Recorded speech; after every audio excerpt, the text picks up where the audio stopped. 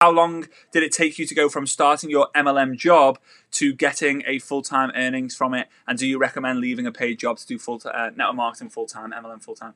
Joanne, I've just got to mention this to you, just so you get the better mindset and understanding of network marketing. So how long again did it take you to go from starting your MLM job? I know you said job and apostrophe is for it's to kind of emphasize it, but network marketing isn't a job and should never be treated like a job. I'm just making that super, super clear, because network marketing isn't an hour by hour thing. Network marketing isn't a start at 9, finish at 5, have a 1 hour lunch break.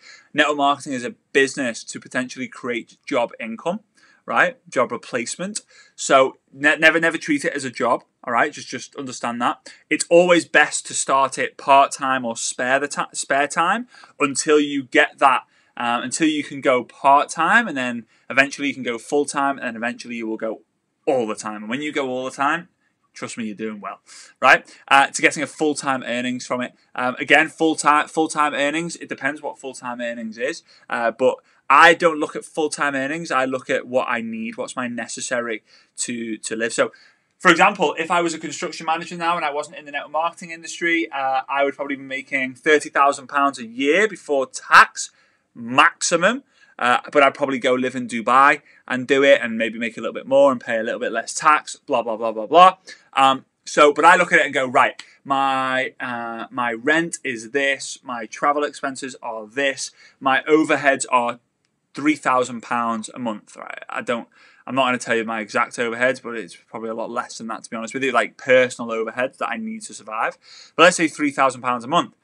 My goal as a network marketer is to make the £3,000 a month and then make another £3,000 a month to be able to build up a safety net, because I know for a fact that that which goes up will come down, and usually it will come down by at least a half.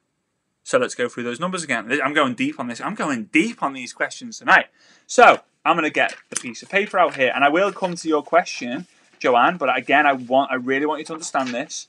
So, because it's a very important lesson to learn. So, piece of paper. Your business starts and it goes up. Your business starts and it goes up. And here is where maybe you're making, let's just put for easiness to £6,000 or $6,000 or 6,000 euros, okay? And I know you'll be thinking, wow, I'm not making 10% of that. Don't worry, we're just using numbers. It could be 600, it could be 60, whatever. I just know from experience of being around the industry for a long time and seeing it happen to hundreds and hundreds and thousands of people, that when the dip comes, it will drop by half, right? At least. There are a few companies that have the exception, just because the way they build, it may be a longer period, right? Or the competition might be a longer period, so it might not come down as much. But when it's half, guess what, guys? That's 3,000. So you need to earn double your overheads to be able to then save the difference. Still live below your means, right? So live on the whatever the number was. So 3,000 is the number you need. You get to 6,000, you save or you invest the money, the difference, right? The 3,000 extra, because it will come down again, and you need to have that fun. Don't go out there and go, oh my God, I was having my best month ever. I'm going to go and buy blah, blah, blah. If I was to do that today and say to you guys, like when I was in the field, if I'd have gone and blown my best month ever, you would have been shocked at what I could have been able to have bought. But you know what, guys? It would have been sold a few weeks later, because I just knew it would have been the wrong thing to do.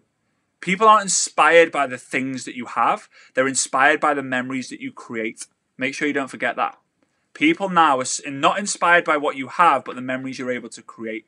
Because not everyone's inspired by a big house. Not everyone's inspired by a red Ferrari. Not everyone's inspired by a Gucci handbag. Not everyone's inspired by Prada shoes. But they're inspired by the time. They're inspired by the fact you're allowed to spend all your time with your kids. They're inspired by the fact you're able to travel the world. They're inspired by the fact that you're able to eat out in restaurants 3 or 4 times a week. They're inspired by the fact that you're always happy. They're inspired by the fact that you're healthy.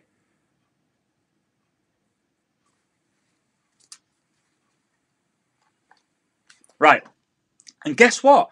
When you have that fund, when you have that buffer, when you have that pot, you can then ride the storm until you get to 10,000 plus, right? That's how it works.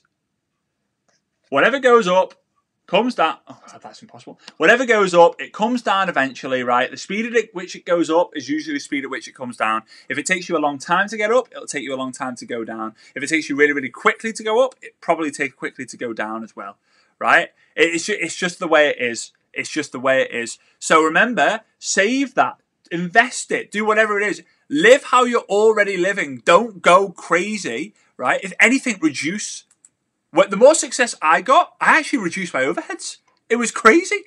I actually reduced my overheads. The more money I was making, the less I was spending. Why? Because I was eliminating debt. I was getting rid of credit card bills, getting rid of student loans. I was getting rid of all sorts of stuff. My overheads became less, right? And I hope this is making sense. Remember, guys, people aren't inspired or motivated by the things you've got. It's the memories you can create. So, when you've got that buffer, when the times are hard, you can ride the storm. Don't think you can ride the storm by going and get another boat. All right, everything's great. I'm on my sailboat. Life is good. I absolutely love life. It's amazing. It's amazing. It's amazing. Bam! Big wave. Oh, what am I going to do? Oh no, the wave's going to beat my boat. Like, I'm just going to get crushed. I'm going to lose the boat. I'm going to lose my life. Blah, blah, blah, blah. Oh, there's another big boat. It's a nice boat, similar to mine, but a little bit more shinier. Oh, looks like it's got a brand new engine. Oh yeah, and it's not been through any seas yet. It's not done any miles, so maybe it'll help with this. Great. So you get in that boat. It's the same flipping storm that's going to be hitting. Oh, this is Richie, such a really good ride. This is amazing. There's going to be no storms in this boat ever. Bang! Storm hits. You're screwed. Don't jump ship. Don't jump boat. Ride the storm. Learn to beat the storm. Get better at your skill set. You've got a crew. You've got a team. Get through it. Be the captain of your boat. Who cares what the storm is? So, again, Joanne, coming back to your question. How long ago did it take you to start your MLM job? I started in April 2010 as a distributor. I was full-time, properly, with no job at all. I never had a full-time job because I did this from university. 3 months, 90 days. Just because I hit it so hard. I have fantastic mentorship. I'd been around the industry, so I did know a little bit about it. And I was just fortunate, right place, right time. But I just worked so hard. So it just depends. It just depends on how much work ethic you're willing to put into it. But read The 4-Year Career by Richard Bliss Brookes. 4 years is a great benchmark. If you can do it in 4 years, 4 years is nothing to be free in the long term, right? It's nothing. 4 years. 4 years from now, it'll fly by. I've nearly been doing the generic stuff now for 2 years, coming up to 2 years. That has gone like that. And to think I've spoke on stage at 22 different countries in that time, absolutely crazy. Hey, thanks so much for watching. If you like this sort of content, feel free to hit that subscribe button, like this video, give me a comment, and I will get back to you as soon as I can. Feel free also to connect with me over on Instagram and Facebook, and in the meantime, go ahead and watch those 2 recommended videos I've got for you there, and see you soon.